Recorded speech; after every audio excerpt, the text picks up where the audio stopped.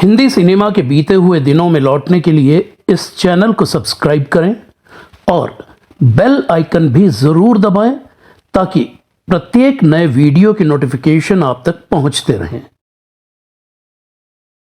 नमस्कार, मैं शिशिर कृष्ण शर्मा बीते हुए दिन में आपका स्वागत करता हूं। आज बात प्लेबैक सिंगर शारदा राजन की, वो अनूठी आवाज जिन्होंने अपने शुरुआती गीत से ही सुनने वालों को मंत्रमुग्ध कर दिया था। वो कशिश, वो मिठास जो देखते ही देखते चारों तरफ जादू सा बिखेर गई थी।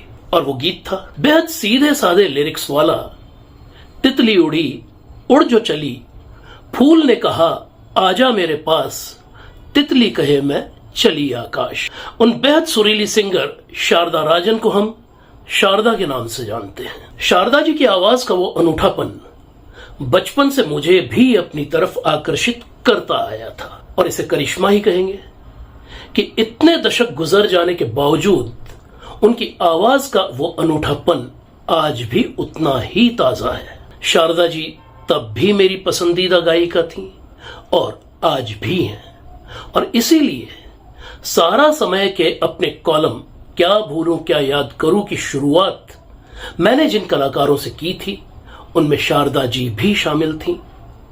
शशिकला, श्यामा और शारदा।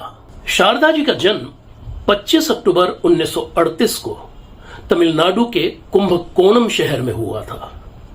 तंजावुर जिले के कुंभकोणम शहर को मंदिरों का शहर कहा जाता है। एक परंपरावादी वैष्णव अयंगर ब्राह्मण परिवार में जन्मी शारदा जी के घर का माहौल भी शहर की ही तरह पूजा पाठ और कर्म कांड से युक्त था। शारदा जी बताती हैं, 6 बहनों और 1 भाई में मैं सबसे बड़ी थी। मेरे पिता सरकारी नौकरी में थे और दादा संस्कृत के प्रोफेसर थे। मेरा बचपन दादा दादी के साथ रहकर बीता था। वैदिक साहित्य, संस्कृत और धार्मिक ग्रंथ मेरी शुरुआती शिक्षा का अहम हिस्सा थे। शारदा जी को बचपन से ही हिंदी फिल्मों के गाने बहुत पसंद थे।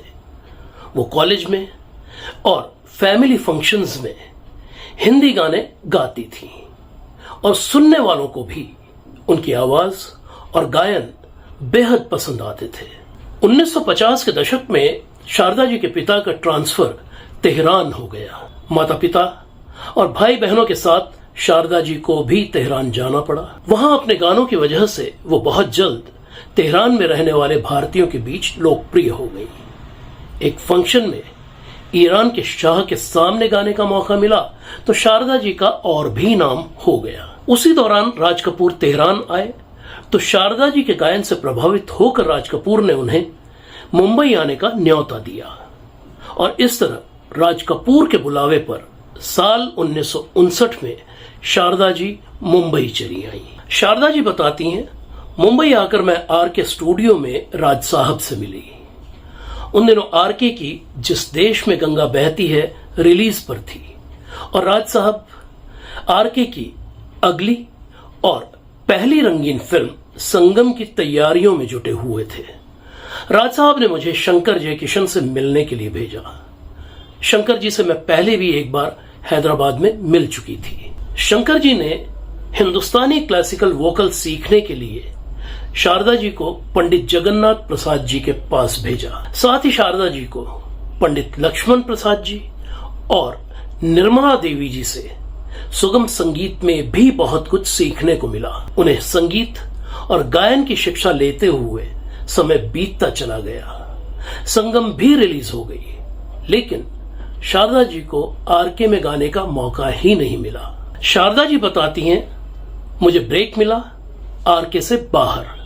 हालांकि जो पहला गीत मेरी आवाज में रिकॉर्ड किया गया था वो एक टेस्ट या ट्रायल सॉन्ग था, जल्दी से आ चुपके से आ। इसके गीतकार थे शैलेंद्र और धुन शंकर जी ने बनाई थी। शारदा जी के इस डेब्यू सॉन्ग को प्रोड्यूसर डायरेक्टर पाची साल 1967 की अपनी फिल्म अराउंड द वर्ल्ड में इस्तेमाल करना चाहते थे, लेकिन शंकर जी ने यह गीत देने से साफ इनकार कर दिया, और इसी वजह से यह गीत रिलीज हो ही नहीं पाया। शारदा जी कहती हैं, ये गीत आज भी मेरे पास किसी स्पूल में रखा है। शारदा जी ने अपने करियर की शुरुआत जिन 2 गीतों से की थी, उनमें एक था 1965 की फिल्म गुमनाम का आएगा कौन यहां किसको सदाएं देता है दिल, और दूसरा साल 1966 की सूरज का तितली उड़ी उड़ जो चली। हालांकि शारदा जी को यह याद नहीं है कि इन दोनों में कौन सा गीत उन्होंने पहले रिकॉर्ड किया था। आखिर लंबे इंतजार के बाद राज कपूर की खोज शारदा की एंट्री आरके में हो ही गई। फिल्म मेरा नाम जोकर के लिए शारदा जी की आवाज में 3 गाने रिकॉर्ड किए गए।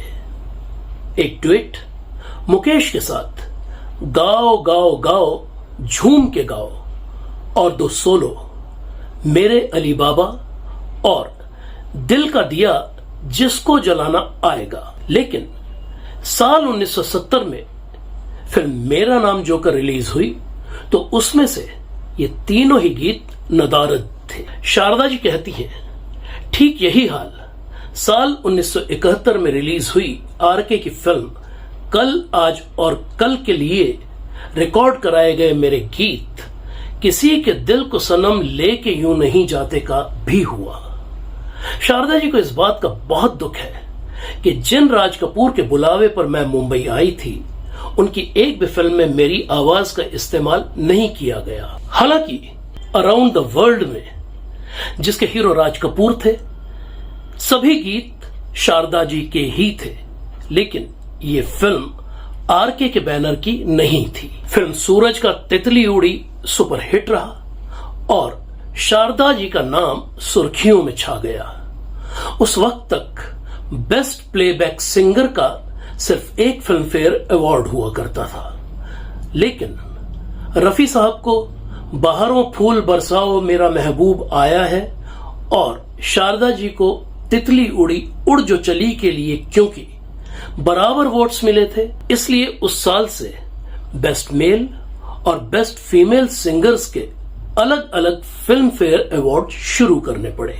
साल 1968 से 1971 के बीच शारदा जी हर साल फिल्म फेयर के लिए नॉमिनेट होती रहीं। साल 1969 की फिल्म जहां प्यार मिले के अपने गीत बात जरा है आपस की के लिए उन्होंने एक बार फिर से फिल्म फेयर अवार्ड जीता। उनका करियर महज 3 साल अपनी ऊंचाइयों पर रहा और उस दौरान उनके सभी गीत हिट हुए। शारदा जी कहती हैं, उन 3 सालों में शंकर जयकिशन, उषा खन्ना, रवि और एन दत्ता जैसे संगीतकारों के लिए मैंने कुल मिलाकर 100-125 गीत गाए होंगे, लेकिन अचानक ही मेरे गीतों को फिल्मों से और रिकॉर्ड से निकाला जाने लगा। पत्र पत्रिकाओं में मेरे खिलाफ अनाप शनाप खबरें छपने लगी। जयकिशन जी ने मेरे लिए कुछ धुनें बना के रखी हुई थी, लेकिन उन्हें रिकॉर्ड करवा पाते उससे पहले ही उनका निधन हो गया। उधर आरके की फिल्मों से अपने गीतों को निकाले जाने की वजह से मैं सदमे की हालत में थी। मेरे माता पिता, मेरा परिवार मेरे फिल्मों में आने की वजह से मुझसे नाराज था। ऐसे में मैंने गाना ही बंद कर दिया। करीब 1.5 साल निष्क्रिय रहने के बाद शारदा जी ने बतौर संगीत निर्देशक अपने करियर की दूसरी पारी शुरू की।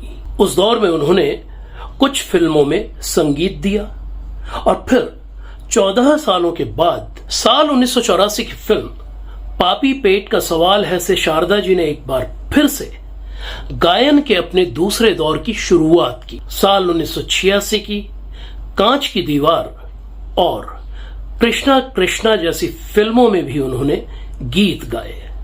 इन तीनों ही फिल्मों के संगीतकार शंकर जी थे। फिल्म कांच की दीवार में शारदा जी ने शरद्रिमा के नाम से गाने गाए थे। शारदा जी ने सिंघार के नाम से कुछ गीत भी लिखे, जैसे साल 1980 की गर्म खून का सुपरहिट गीत परदेसिया तेरे देश में प्यार इस तरह होता है क्या और एक चेहरा दिल के करीब आता है, और साल 1981 की फिल्म चोरनी का देखा है तुम्हें कहीं न कहीं।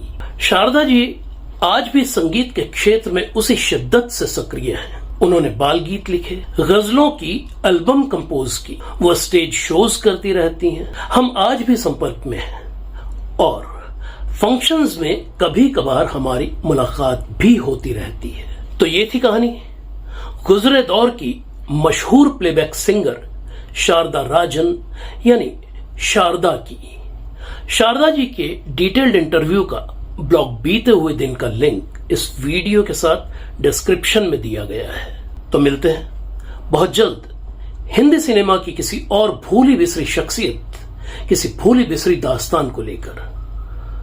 तब तक के लिए इजाजत दीजिए, नमस्कार। ब्लॉग बीते हुए दिन अब किताब की शक्ल में, डिटेल्स इस वीडियो के साथ डिस्क्रिप्शन में देखिए।